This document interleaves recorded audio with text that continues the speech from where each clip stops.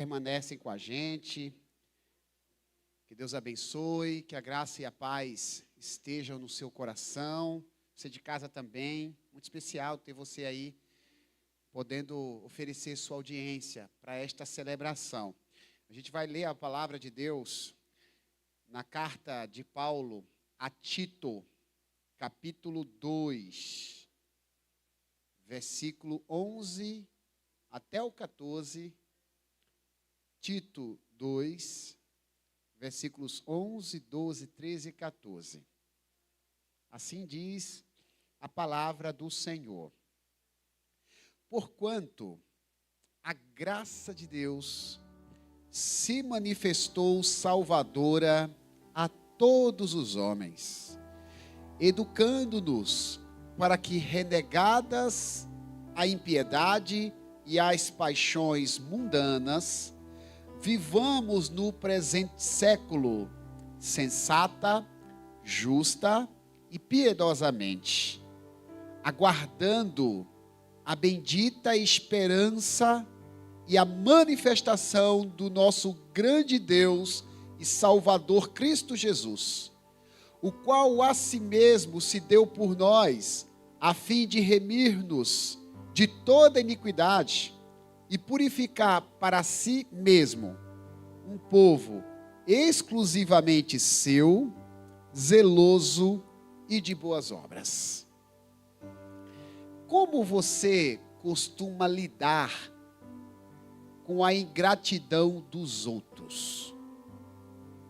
Como você reage diante de pessoas ingratas? Geralmente, pessoas mal agradecidas geram indignação e repulsa naqueles que estão à sua volta. Eu não sei se este é o sentimento que você cultiva no coração quando alguém se apresenta de uma maneira ingrata. Mas muita gente age assim. Afinal de contas, reconhecer a generosidade de quem ajudou é o mínimo que se espera da parte de quem foi ajudado. A graça, que segundo a Bíblia é o favor imerecido de Deus, nós temos ouvido a respeito dela durante as mensagens do mês de julho.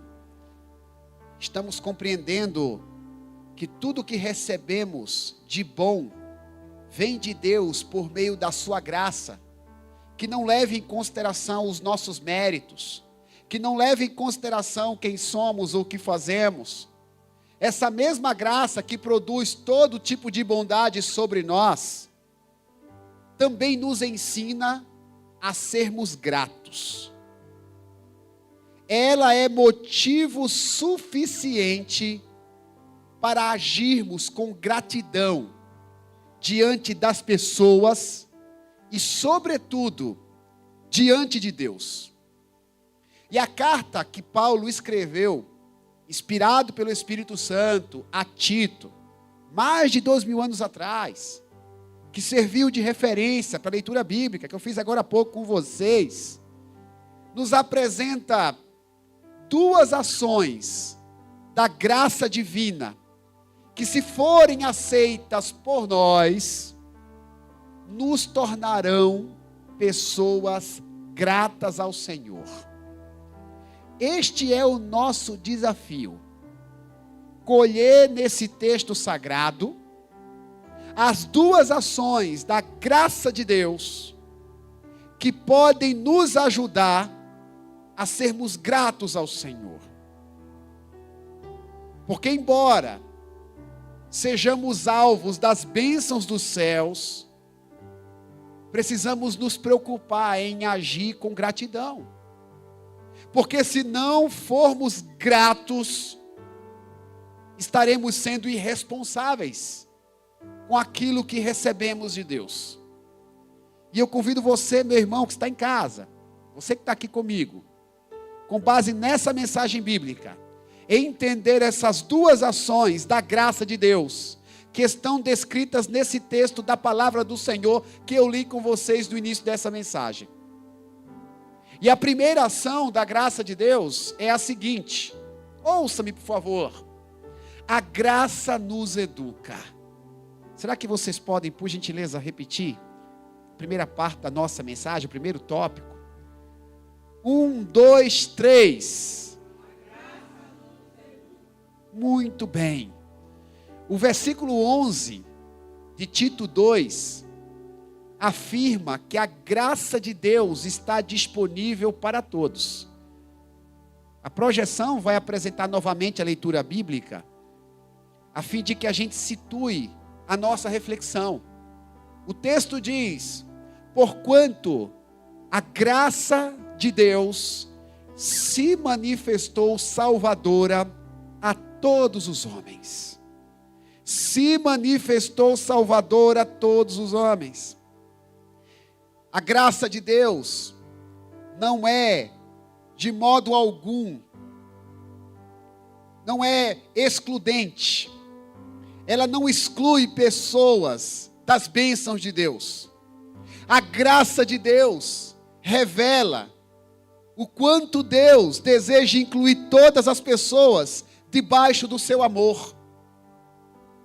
Por isso que os seus recursos estão disponíveis a todos os povos, a todas as gentes. Não importa a sua origem, não importa a cor da sua pele, não importa a tua classe econômica que você está inserido, o seu padrão de vida. Você é alvo da graça de Deus. As bênçãos da graça estão disponíveis a todos quanto a desejarem. Mas no versículo 12, a Bíblia Sagrada revela que aqueles que estão sendo alcançados pelo favor imerecido de Deus, precisam estar dispostos a aprender novas verdades. Olha o que o versículo 12 diz aí de Tito, capítulo 2. A mesma graça que é salvadora de todos os homens, olha como ela é apresentada. O que é que ela faz? Educando-nos para que, renegadas a impiedade e as paixões mundanas, vivamos no presente século sensata, justa e piedosamente. Eu quero me apegar à primeira palavra desse versículo, educando-nos. Porque esse texto sugere a capacidade educadora da graça. O termo educando-nos tem a ver com aprendizado. Geralmente se aplica a quem está numa sala de aula. E as palavras do versículo bíblico estão nos dizendo que Deus deseja aprumar a nossa percepção de vida. Se desejamos agir com gratidão, precisamos abrir o nosso coração para entender as verdades da vida sob a perspectiva de Deus.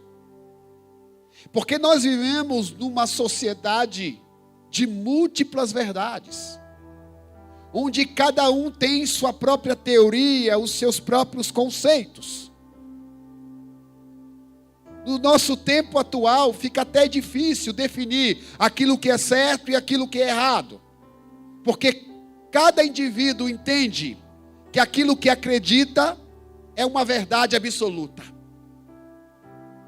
Mas a graça de Deus, ela se manifesta para nos educar corretamente, para nos fazer entender a vida do ponto de vista correto. E isso não é tão simples, porque por natureza nós somos obstinados, nós somos teimosos. Passamos a vida inteira raciocinando de uma forma, acreditando em certas coisas. E a palavra do Senhor está nos ensinando que para sermos gratos a Deus, nós temos que deixar a graça mudar o nosso jeito de pensar. Tem um texto em Romanos, capítulo 12, a partir do versículo 1, que diz assim: rogo-vos, irmãos, pela compaixão ou pelas misericórdias de Deus, que apresenteis os vossos corpos em sacrifício vivo, santo e agradável a Deus, que é o vosso culto racional. O versículo 2 diz assim: e não vos conformeis com este século, mas transformai-vos, escute isso, pela renovação da vossa mente, para que experimenteis qual seja a boa, perfeita e agradável vontade de Deus. Aqueles que são alcançados pela graça precisam permitir que suas mentes sejam renovadas. Precisam permitir que suas mentes sejam transformadas. Porque nem sempre aquilo que entendemos como verdade, de fato é uma verdade aos olhos de Deus. Em certa ocasião, Jesus estava ouvindo alguns questionamentos de pessoas religiosas, pessoas que frequentavam o templo, pessoas que tinham uma certa experiência de vida.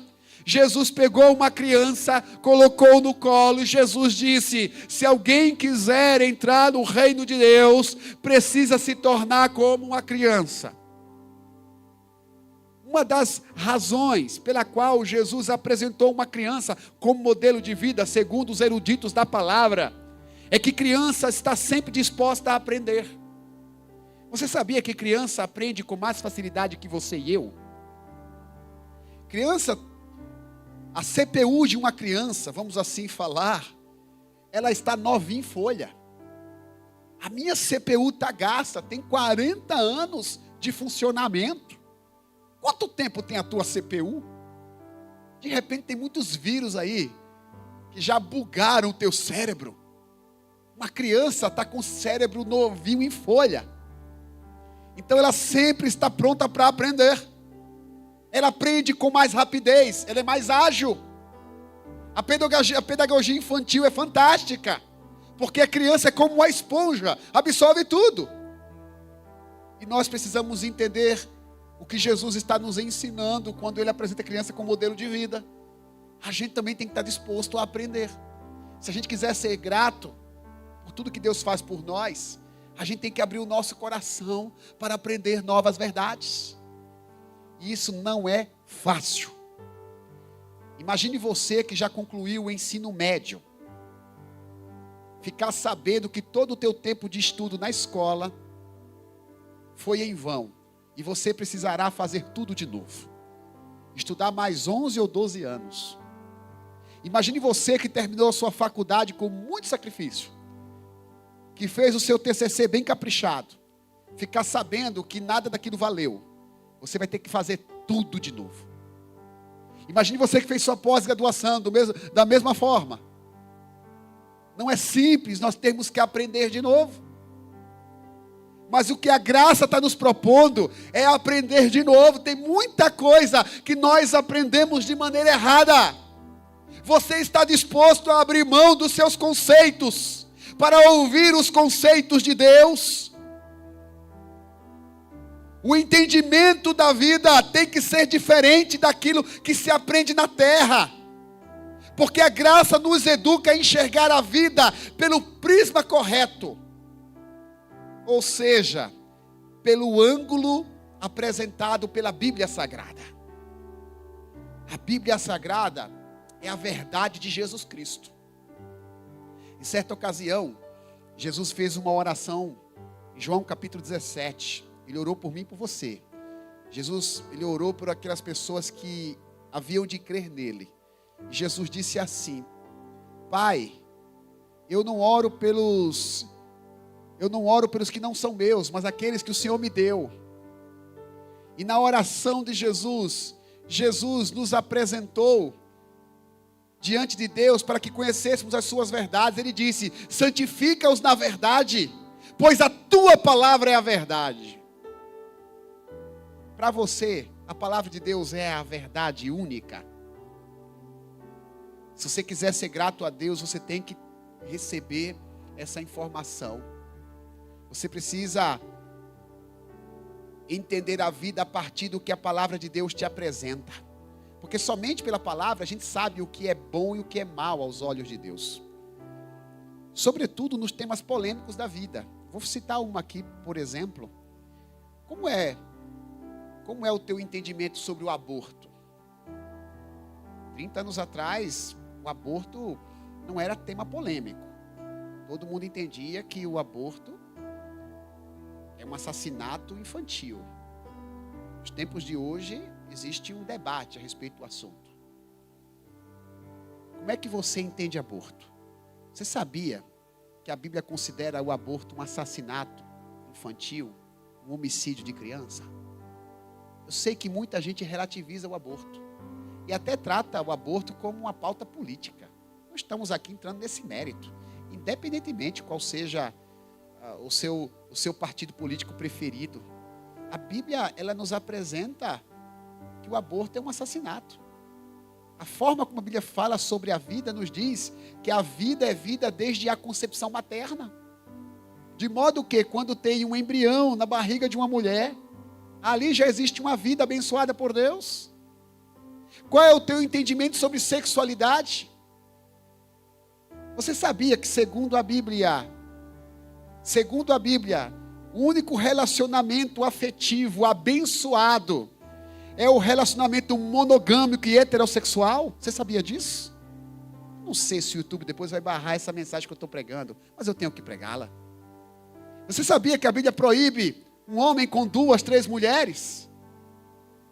Uma mulher com 2, 3 homens? Um homem com outro homem? Uma mulher com outra mulher? Você sabia que a Bíblia proíbe? Como você enxerga a vida? Se você quiser agradecer a Deus, você precisa deixar a graça te educar. Deixar a graça te aprumar, te corrigir, te colocar no pensamento certo. É isso que a Bíblia fala. Então eu tenho que ser grato a Deus. O meu coração tem que receber as verdades do Altíssimo. O meu coração tem que receber as verdades do céu. É desta forma. Isso é gratidão. Segundo lugar, a graça nos purifica. Você pode repetir, por favor, no 3? 1, 2, 3. O versículo 13 vai aparecer na tela de Tito 2. Diz assim: depois que a palavra diz que nós, por meio da graça, a gente é educado a pensar diferente do mundo, a viver diferente do mundo. Olha o que o texto diz: aguardando, a graça nos ensina a aguardar a bendita esperança e a manifestação da glória do nosso grande Deus e Salvador Jesus Cristo. O texto está falando que num determinado dia vai aparecer no céu a glória e a presença do Filho de Deus. Jesus um dia voltará a esse mundo, as pessoas acreditem ou não. Isso é uma verdade inquestionável das Sagradas Escrituras. E a graça, ela nos propõe a preparação adequada. A graça vai nos ensinar a nos prepararmos para este grande encontro. Por isso que a gente precisa fazer um autoexame. A graça, ela nos leva a um autodiagnóstico, a fim de verificarmos como está o nosso comportamento diante de Deus. Você se preocupa com o seu estilo de vida? Ou você deixa a vida te levar? Como diz uma poesia do nosso tempo. Você é daqueles que deixa a vida te levar? Ou você se preocupa como a tua vida está sendo conduzida? Você está sendo grato a Deus por tudo o que Ele fez por você, mediante o teu comportamento? O teu estilo de vida agrada ao Senhor? Você se dedica a obedecer a palavra como expressão de gratidão por tudo que Ele fez por você? O versículo 14 de Tito 2 diz que Jesus se deu a si mesmo por nós. Ele é a manifestação da graça, a fim de remir-nos. A palavra remir-nos significa resgatar-nos, a fim de nos resgatar de toda iniquidade e purificar para si mesmo um povo exclusivamente seu, zeloso de boas obras. O texto fala de purificação. A graça, irmãos, ela purifica o nosso comportamento. O papel da graça não é somente perdoar os nossos pecados, não é somente nos livrar da condenação eterna, mas é nos livrar de nós mesmos. Você sabia que um dos principais perigos para você é você mesmo? Nós somos um perigo para nós mesmos. Se nós não tomarmos cuidado, a gente arrebenta o nosso futuro. A gente toma a decisão errada.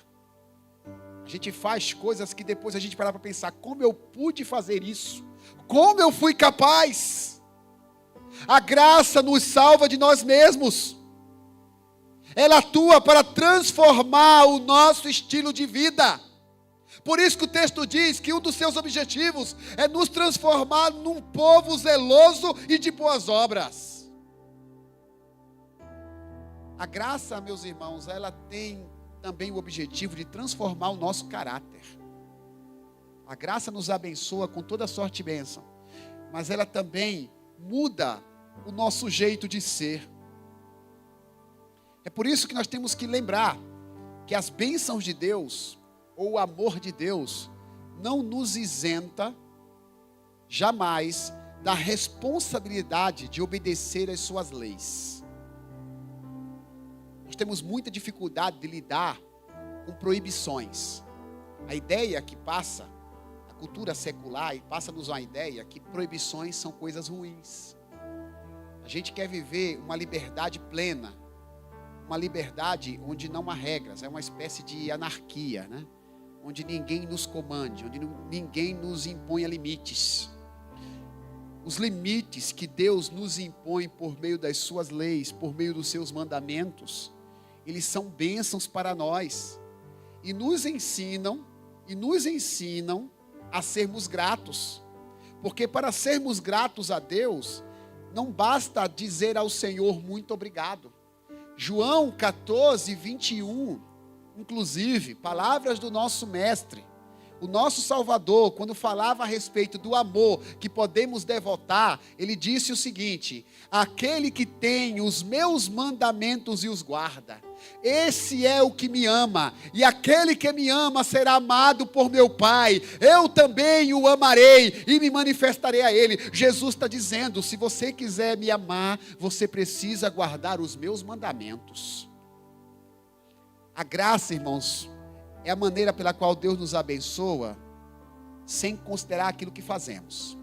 Nós não somos abençoados porque somos obedientes. Não é pela sua obediência que Deus te abençoa. Não. Não é porque você é bom que Deus te abençoa. Não. Deus te abençoa gratuitamente. Mesmo você sendo mal. Mesmo você fazendo coisa errada, Deus te abençoa.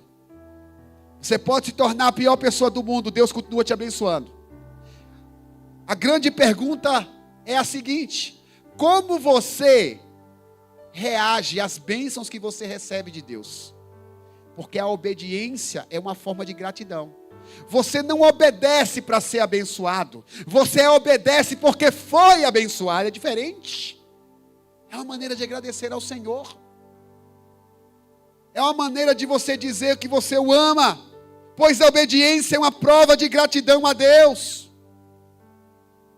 Quando somos fiéis ao cumprimento das ordens de Deus, demonstramos o quanto estamos agradecidos pelos seus favores. A graça nos purifica, ela nos transforma. Se deixarmos ela nos transformar, estaremos sendo gratos. A graça renova o nosso entendimento, ela nos educa. Se deixarmos a graça nos educar, nós estaremos sendo gratos. Você tem deixado a graça te educar? Você tem deixado de lado o que você pensa da vida para receber o que Deus pensa? Você tem deixado de lado os teus instintos, os teus desejos para seguir os desejos e a vontade de Deus? Dezenas de anos atrás, cantava-se muito na igreja a seguinte canção. Os mais novos talvez não a cantaram. Como eu sou evangélico desde criança, eu cantei muitas vezes uma canção que dizia assim: eu ouvia falar dessa graça sem par, que do céu trouxe o nosso Jesus, mas eu surdo me fiz, converter-me não quis, ao Senhor que por mim morreu na cruz. A canção, ela continuava dizendo assim: foi na cruz, onde um dia eu vi meus pecados castigados em Jesus. Foi ali pela fé que meus olhos abri, e agora me alegro em sua luz. A graça se revelou na pessoa de Jesus. Mesmo eu sendo rebelde, ele morreu na cruz por mim. Se eu quisesse ser grato, eu preciso abrir os meus olhos, enxergar a vida de uma maneira correta, parar de acreditar naquilo que os outros me dizem ou naquilo que eu mesmo digo, e começar a acreditar piamente na palavra de Deus. Ela é verdade absoluta para mim. Eu preciso me alegrar na luz, me alegrar na vontade de Deus.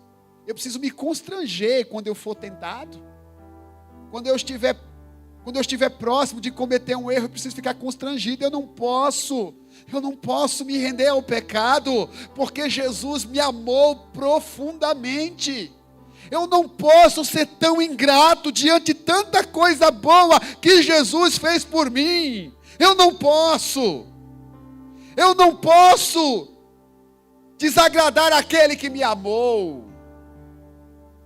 Quem ama verdadeiramente não magoa a pessoa amada. Quem ama verdadeiramente é grato pelo amor que recebe. Precisamos ser gratos ao Senhor, ouvindo a sua palavra, crendo na sua palavra e obedecendo a sua palavra. Eu quero convidar vocês a ficarem de pé, por gentileza. A graça de Deus é educadora e purificadora.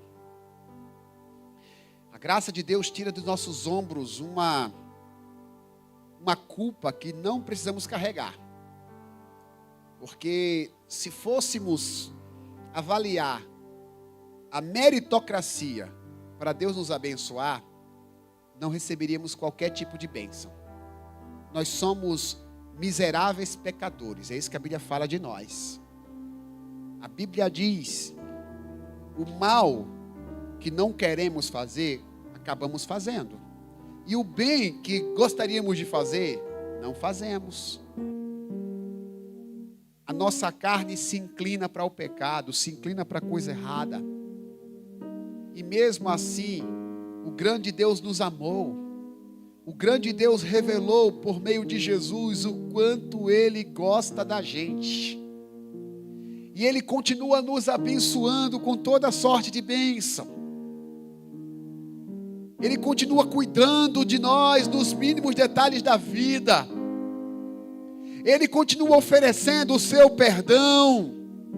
Ele continua nos apresentando o céu como uma opção de morada eterna. Como podemos ser ingratos diante de tamanho amor? Precisamos reagir de uma maneira correta. A graça de Deus nos foi apresentada como a essência do grande amor do Pai. Então nós precisamos deixar que ela nos eduque e que ela nos purifique. Precisamos deixar que ela molde nosso jeito de pensar. Deixar que ela mude as nossas convicções. Não é o que eu penso, não é sobre o que eu penso, é sobre aquilo que Deus pensa. Não é sobre aquilo que o meu professor da faculdade falou, é sobre o que Deus pensa.